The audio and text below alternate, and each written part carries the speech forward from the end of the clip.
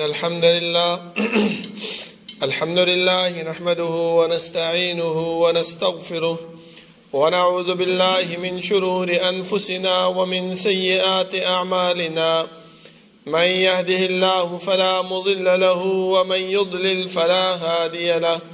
وأشهد أن لا إله إلا الله وحده لا شريك له، وأشهد أن محمدا عبده ورسوله. يا أيها الذين آمنوا اتقوا الله حق تقاته ولا تموتن إلا وأنتم مسلمون.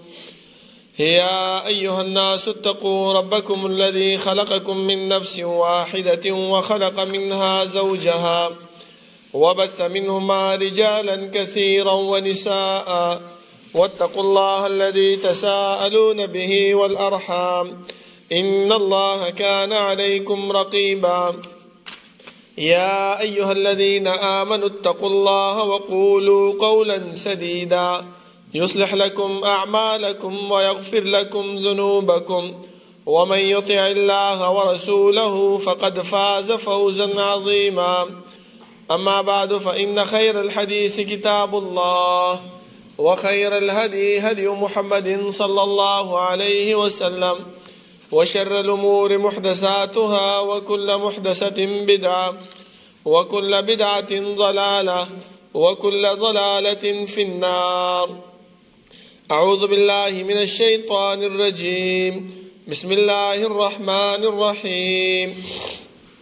قاف والقرآن المجيد بل عجبوا أن جاءهم منذر منهم فقال الكافرون هذا شيء عجيب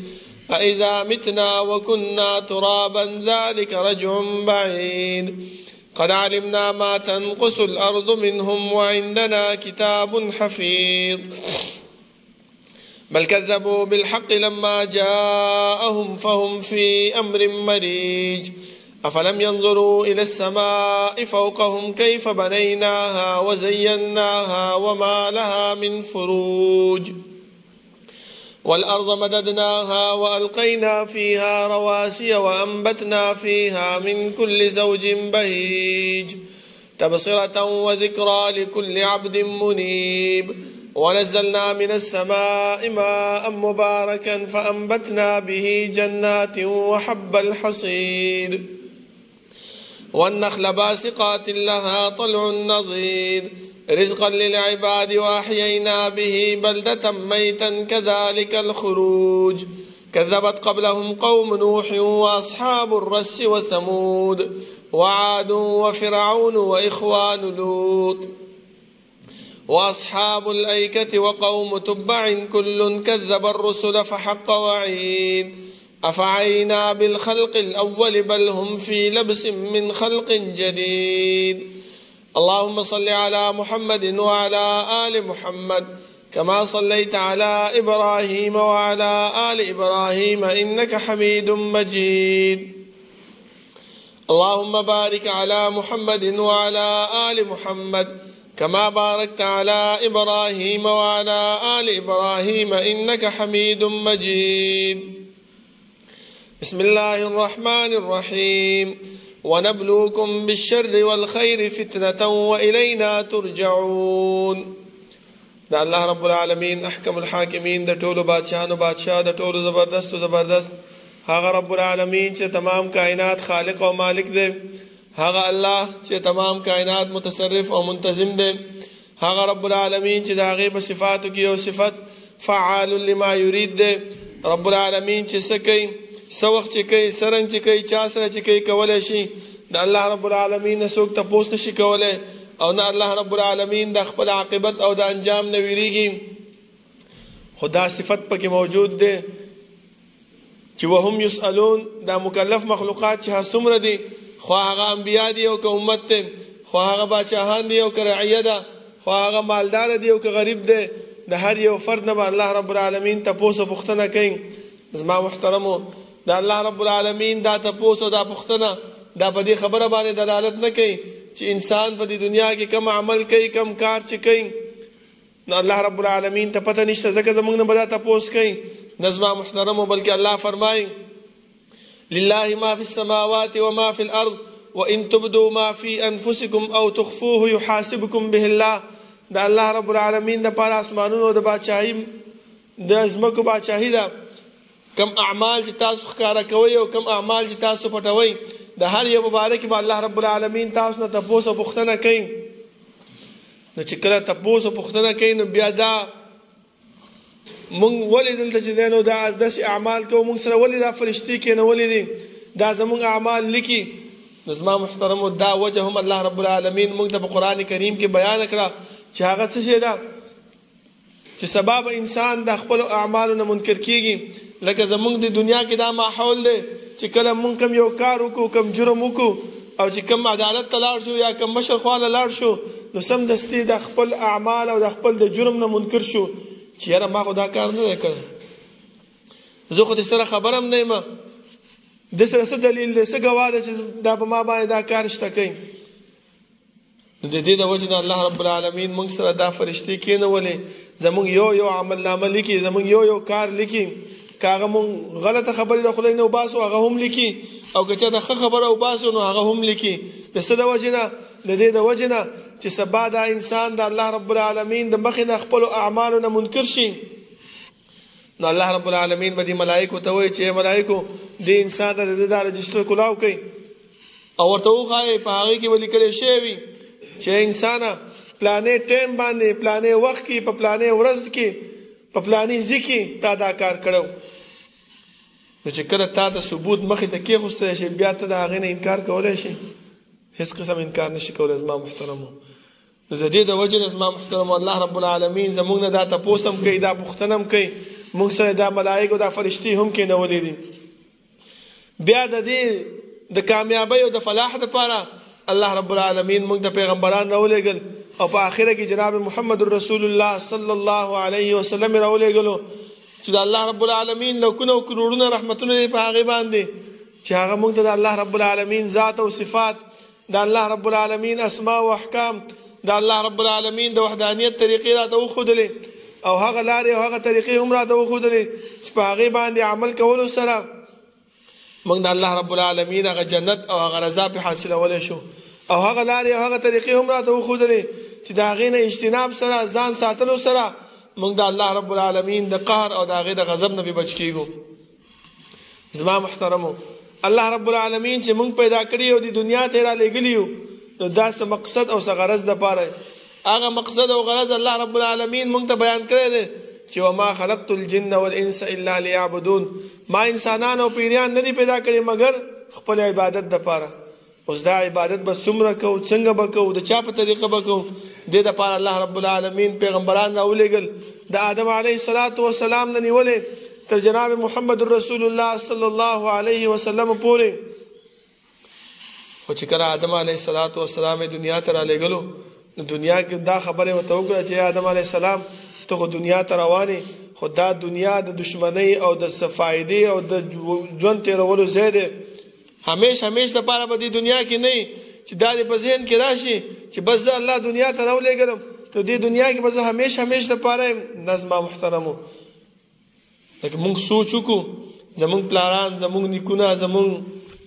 مشران هغو د دې دنیا نه تللی دي چېرته تللی د الله رب العالمین خواله تللی دي. د دې یو مثال زه لنډ تاسو ته درکړم چې یو انسان دی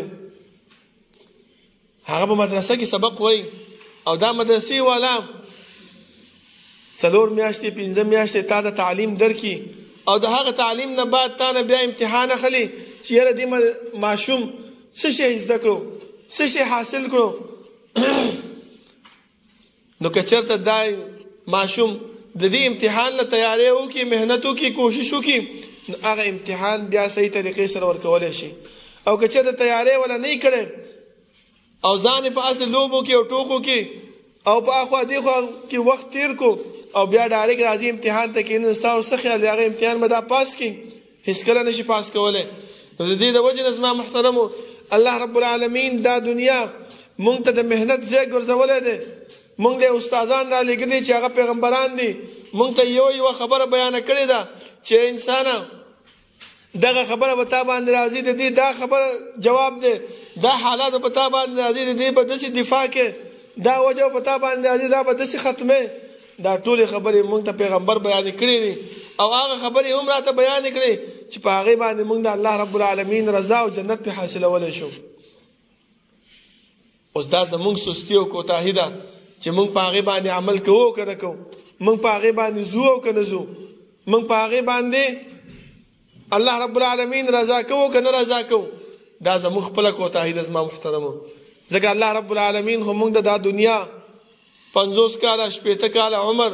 دې دپاره راکو چې هغه راتلونکي ژوند چې د آخرت ژوند دی هغې دپاره په دې کې محنت وکړو، په دې کې کوشش وکړو، په دې کې ځان ستړی کړو.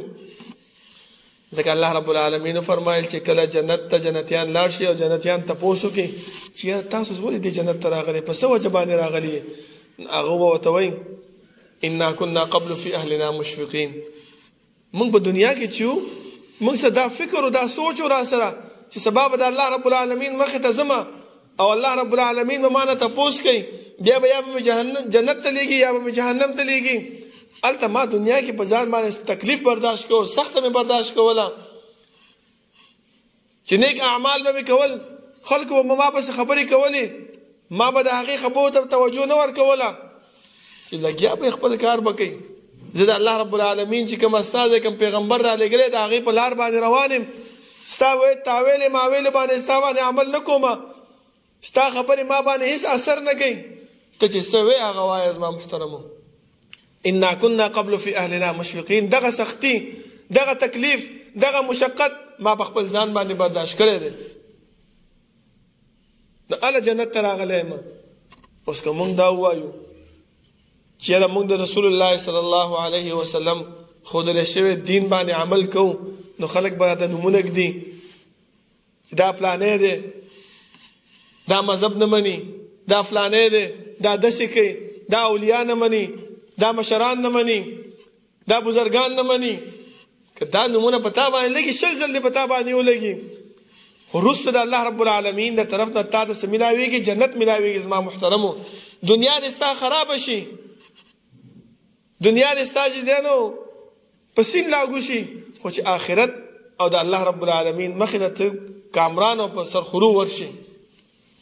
ځکه بل ځای کې الله رب العالمین فرمایي چې فاما من اوتي کتابه بیمینه فیقول هاؤم اقرؤوا کتابیه. چاله چې عملنامه په خلاص باندې ورکړی شي هغه به تا چغې وایي چې راشه راشه خلکو راشئ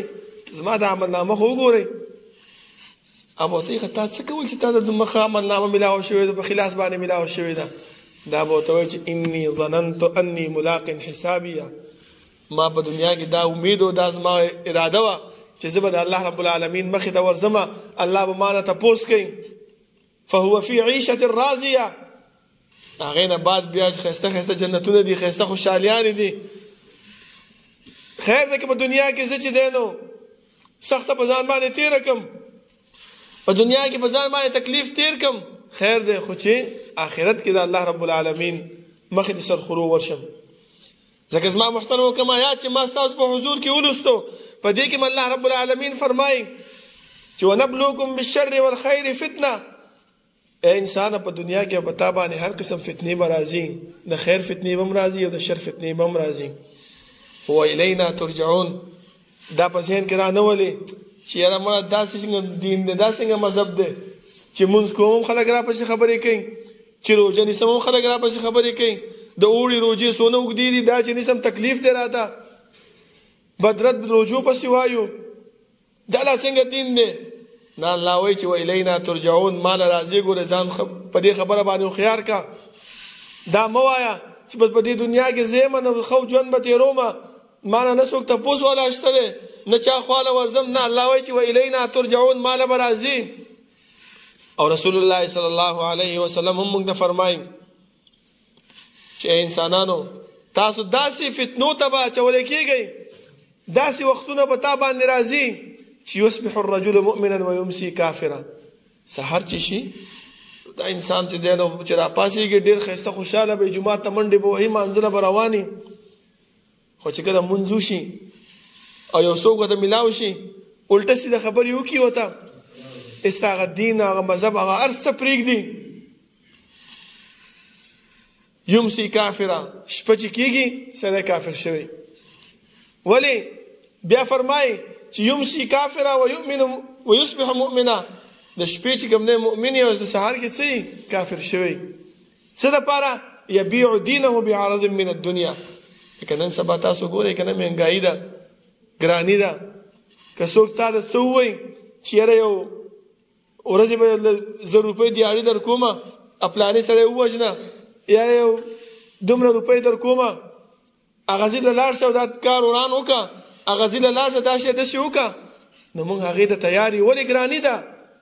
پیغمبر فرمایي چې دا خپل دین دا خپل شریعت دا خپل اسلام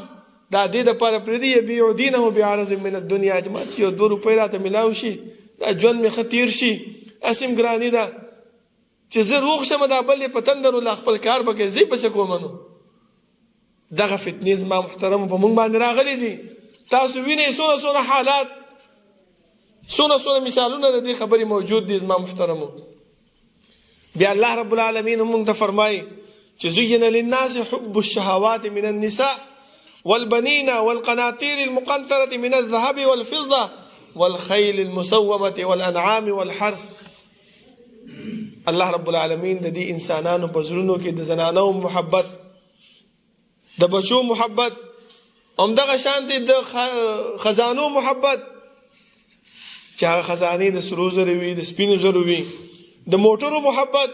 همدغه شانتې د فصلونو د ځمکو دا مینه الله رب العالمین اچولې ده او د دې مینې دپاره دا انسان څه کوي د بل انسان کور هم ورانوي د بل انسان هم وژني بل اوس ما په فیسبوک کې کته د ګجراوالا کې یو نوسی دی راپاسېږي په عدالت کې دننه خپل نیای چې کوم دی بوډۍ نیا ده چې ودرېدی هم نه شي او کوټه کې راغستی دا سب ملا ملا وله وهي په څه باندې وایي زما جایداد باندې دا قبضه اچوي هلکه دا خو مړ کېږي سبا خو دومره ژوند خو شته دی نه خو چې مړ شو خو دا ځمکه تا ته پاتې کېږي چېرته ځي دا ځمکه هغه نیا باندې شروع کړې زما محترم ولې والانعام والحرث الله وایي د دې مینې د دې پټو د دې ځمکې محبت ما ستا په زړه کې اچولی دی دې دپاره ته څه شی کې خلک هم وژنې د خلکو بېعزتي هم کې خلکو د سپږې سپورې هم وې دغه فتنې زما محترمو نن سبا راغلې به موږ باندې اخته شوي دي ښه نو موږ به څه کوو دې فتنو نه به څنګه ځان ساتو څنګه به ځان بچ کوو د دې لاره هم موږ د الله رب العالمین وښودله چې انسانه دې فتنو نه چې ځان بچ کې نو په څه باندې به بچ کې د الله رب العالمین دین ته رجوع وکړه د الله رب العالمین د ذکر اذکار وکړه توبه استغفار وباسه نیک اعمال وکړه داسې عمل وکړه چې په هغې باندې رسول الله صلی الله علیه وسلم راتګ کړی وي مونږ خو عملونه ډېر کوو ځکه چې راننوځو جومات ته منځونه کوو سعید ابن مسیب رحمه الله چې کله جومات ته رانوته یو کس لګیا و منځونه یې کول ښکته کېدو پورته کېدو هغه ورته وویلې چې تا ته څه کوې مې مونځ کوم که نه وایي الله رب العالمین در عذاب درکوي هغه ورته څنګه عذاب په مانځه م الله ماله عذاب راکوي زه خو مونځ کوم نو په مونځ هم ماله الله عذاب راکوي هغه ورته په مونځ عذاب نه درکوي خو چې د پیغمبر خلاف کوې په دې باندې عذاب درکوي پیغمبر تا ته ویلي چې جومات ته راننوځې 2 رکعته مونځ وکړه او ته لګیا یې نه که نه مونځ ډېر ثواب شی دی راځه به شروع پې وکړه که نه کوم یې 18 رکعته کوم 1000 رکعته کوم 1500 کوم 200 کوم 50 رکعته کوم دغه حکم پیغمبر نه دی کړی که ته 50 رکعته وکړي الله اجر ثواب نه درکوي زما محترمو دغه فتنه ده په موږ باندې راغلې ده په دې باندې الټه موږ ګناهګارېږو زما محترمو دې خبرې ته لږ سوچ وکړئ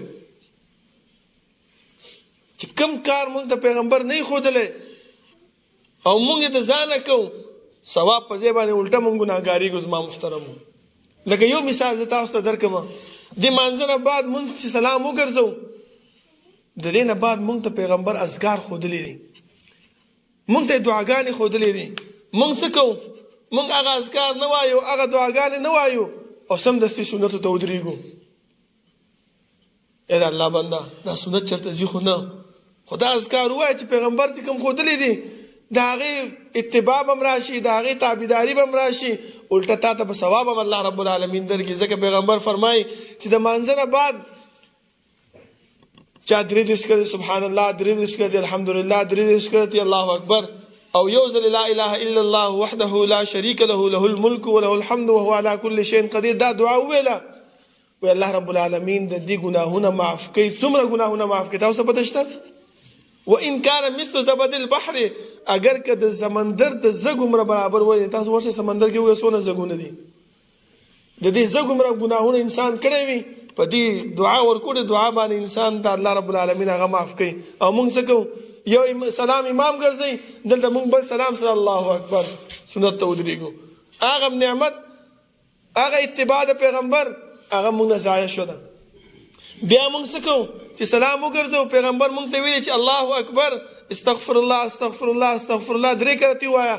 اللهم انت السلام ومنك السلام تباركت يا ذا الجلال والاكرام. دغه دعا وایا ورپسې دغه 33 کړه سبحان الله الحمدلله الله اکبر وایا آیات کرسی وایا.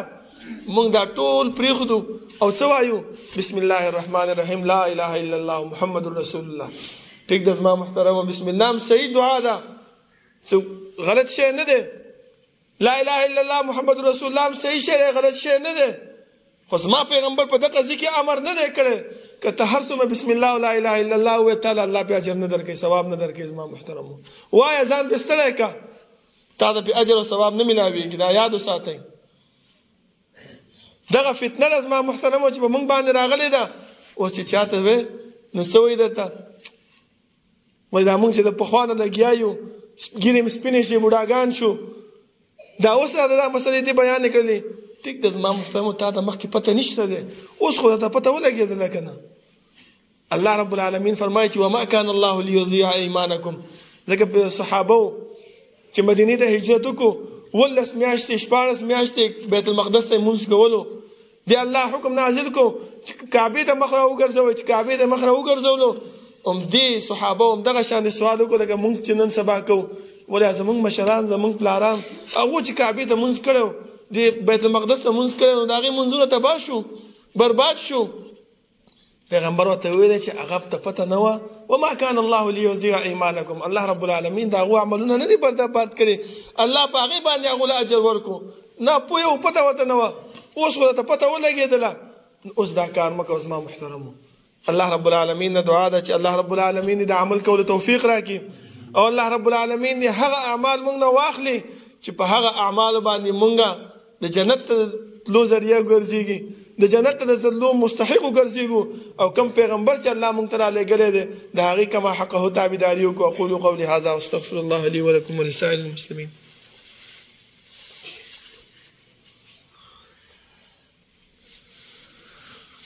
إن الحمد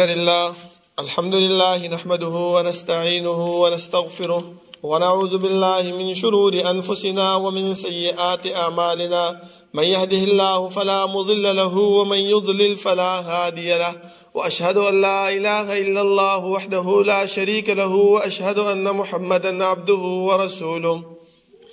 يا أيها الذين آمنوا اتقوا الله حق تقاته ولا تموتن إلا وأنتم مسلمون. يا أيها الناس اتقوا ربكم الذي خلقكم من نفس واحدة وخلق منها زوجها وبث منهما رجالا كثيرا ونساء واتقوا الله الذي تساءلون به والأرحام إن الله كان عليكم رقيبا. يا أيها الذين آمنوا اتقوا الله وقولوا قولا سديدا يصلح لكم أعمالكم ويغفر لكم ذنوبكم ومن يطع الله ورسوله فقد فاز فوزا عظيما. أما بعد فإن خير الحديث كتاب الله وخير الهدي هدي محمد صلى الله عليه وسلم وشر الأمور محدثاتها وكل محدثة بدعة وكل بدعة ضلالة وكل ضلالة في النار. بسم الله الرحمن الرحيم ونبلوكم بالشر والخير فتنة وإلينا ترجعون. زما محترمو الله رب العالمين چې کوم پیغمبر مونږ ته رالیږلی دی د دې پیغمبر تابعداري دا په موږ باندې لازمه ده. سبا چې موږ نه الله رب العالمین تپوس کوي چې انسانه تا دا کار کړو ولې دې کړو نو موږ به بیا دا وایو چې الله تا پیغمبر رالیږلی تا کتاب رالیږلی په هغې کې دا خبره موجود وه او که چېرته موږ د ځان عمل کوو د پیغمبر تابعداري پکې نه وي د پیغمبر وینا پکې نه وي په قرآن کریم کې هغه حکم نه وي راغلی سبب موږ الله رب العالمین ته وایو چې الله تا پیغمبر را لېږلی هغه چې ما در لېږلی د کله دا خبره کړې وه بیا به څه جواب ورکوو زما محترمو بیا به صرف دغه ارمان کوو انا اطعنا سادتنا وکبراءنا فاضلونا السبیل ای الله جماعت ته به مفتي صاحب راغی ملا صاحب به راغی هغه به مسله بیان نه کړه بس ما به پې عمل وکړو زه خو د سره نه یم خبر فاضلونا السبیل زه خو د سمې لارې نه ګمراه کړم بیا به هلته دا وایو چې ربنا آتهم ضعفین من العذاب ولعنهم لعنا کبیرا ای الله چې کوم عذاب مال راکړې د دې نه دوچند عذاب دغه مفتي او دغه ملا له ورکړه چې زما ژوند یې تباه کړی دی زه دا نه یم چې د مولانا صاحب او د مفتي صاحب خبره مه منه ومنه لیکن هغه خبره بیا راواله د پیغمبر د خبرو سره وتله چې څونه پکې رښتیا ده د هغې حکم پکې موجود دی او که نه دی موجود لکه یو مثال زه تاسو ته در کوم زموږ الله رب العالمین په قرآن کې فرمایي چې ولله الاسماء الحسنى فادعوه بها د الله رب العالمین دپاره ښایسته ښایسته نومونه دي په هغه ښایسته نومونو باندې الله راوبلئ مونږ څه کوو زما محترمو هغه د الله رب العالمین نومونه هم ټول پرېښي دي او د ځان هم جوړ کړی شوی نوم هغه را مخې مخې ته کوو که سبا مونږ نه الله تپوس وکړي چې انسان زما نوم خو ما په قرآن کریم کې الله ښودلی و پیغمبر صلی الله علیه وسلم زما نوم الله ښودلی و رب العالمین ښودلی و خبیر علیم سمیع دا نومونه زما ښودلي وو دا صفات زما ښودلي وو دا ټول پرېښي وو او یو خدای دې خپل کړی و دا خدای په کوم ځای کې راغلی و نو بیا به سبا مونږ الله له څه جواب ورکوو زما محترم مونږ څه جواب شته تاسو قرآن کریم د الحمد نوارې تر والناس پورې ولټوئ دا د خدای لفظ به هېڅ کې پیدا نه کوي همدغه مولیان چې کوم منبر ته راشي همدغه مولیان چې په جلسو کې مونږ ته وایي نه که نه دا خدای په معنا د مالک سره ده او دا د خدای چې دی نو دا داسې معنا ده دا داسې معنا ده ټیک ده زه منم در سره اوس تاسو خپله سوچ وکئ چې کوم یو هلک نوم عبدالله وي او ته د هغه ځای کې روان یې او ته د دیز نه اواز کوې چې ای د الله بنده ای د الله بنده هغه تا ته مخ راړئ هېڅکله نه راړئ زما محترمو ولې تا خو د هغې د نوم معنا بیانه کړه که نه لکه دلته ته وایې چې د الله نوم معنا خدای ده د خدای دا د الله رب العالمین یا د مالک معنا ده هغه تا ته مخ راړئ نه راړئ خو چې ورته کله ووایې عبدالله سمدستي تا پسې مخ راواړئ نو همدغه رنګې زما محترمو الله رب العالمین مونږ ته دا خدای لفظ په قرآن کې نه دی ښودلی پیغمبر مونږ ته په احادیثو کې نه دی ښودلی ما او تا د ځان نه جوړ کړی الله فرمایي اتبعوا ما انزل الیکم من ربکم تابعداري د هغه شی وکئ چې الله رب العالمین تا ته رانازل کړی دی ولا تتبعوا من دونه اولیاء دا ما سوا د الله رب العالمین د بر نه چې کوم نازل شوی د هغې نه ما سوا د بل هېڅ شي تابعداري مه کوئ او حدیث کې هم راځي چې کوم یو انسان د قرآن کریم تلاوت کوي نو الله رب العالمین په یو حرف باندې 10 نیکیانې ورکوي اوس ته وګوره چې د خدای لفظ په قرآن کې شته که نشته شته که نه وایي زه دا نه یم چې الف لام میم حرف بلکې الف حرف ولام حرف ومیم حرف اوس یو انسان که خپل زندګۍ کې د خدای په ځای باندې الله ووایي نو الله رب العالمین سولیخ نیکیانې ورکوي اوس که یو انسان داسې وایي چې خدای دې سره ښه وکړي زه خدای دې مل شه زه خدای دې داسې وکړه زه خدای دې هغه خدای څوک دی نه پیغمبر ښودلی نه الله ښودلی خو دا فتنې دي چې په مونږ باندې راغلی دي مونږ په هغې کې مبتلا یو زما محترمو هغه ثواب او هغه نیکي هغه زموږ نه محرومه شوله دا وجه څه شی ده دا وجه صرف دا ده چې شیطان د الله رب العالمین سره دا وعده کړې وه چې لأزینن لهم فی الارض ولأغوینهم اجمعین ای الله دا د ګناه عمل دا د جهنم ته د تګ عمل دا به دیو ته زه د ثواب په نیت باندې پیش کومه دیو به نه تا د توبه وباسي نه به استغفار وباسي نه به نیک عمل کوي او دا ټول به زه ګمراه کړم دغه شیطان د ګمراهۍ او د فتنو کې د اچولو ذریعه ده زما محترمو ځان دې خبرو ته لږ هوښیار کړئ دا خبرې زما لږې سختې وي خو لږ زمونږ د کامیابۍ زمونږ د فلاح او زمونږ د نجات ذریعه ده زما محترمو دې ته سختې مه وایئ دې ته چې کوم دی نو به سخت نظر سره مه وګورئ ځکه دا زمونږ د کامیابۍ ذریعه ده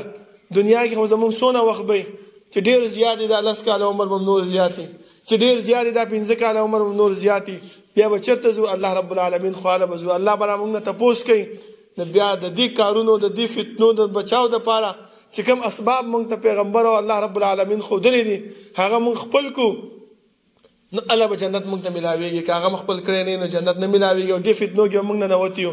الله رب العالمین نه دعا ده چې الله دې عمل کولو توفیق راکړي او الله رب العالمین دې موږ نه هغه اعمال والي چې هغه د جنت ته د تلو ذریعہ ګرځيږي او د جهنم نه بچ کېدو ذریعہ وي او هغه اعمال دې الله رب العالمین موږ نه والي چې په کوم باندې موږ ته پیغمبر حکم کړي الله رب العالمین حکم کړي دي. اقول قولي هذا واستغفر الله لي ولكم ولسائر المسلمين. ربنا لا تزغ قلوبنا بعد إذ هديتنا وهب لنا من لدنك رحمة إنك أنت الوهاب. ربنا اغفر لنا ولإخواننا الذين سبقونا بالإيمان ولا تجعل في قلوبنا غلا للذين آمنوا ربنا إنك رؤوف رحيم. ربنا لا تؤاخذنا إن نسينا واخطأنا ربنا ولا تحمل علينا إصرا كما حملته على الذين من قبلنا ربنا ولا تحملنا ما لا طاقة لنا به واعف عنا واغفر لنا وارحمنا أنت مولانا فانصرنا على القوم الكافرين. سفنا برابر کے نزدیک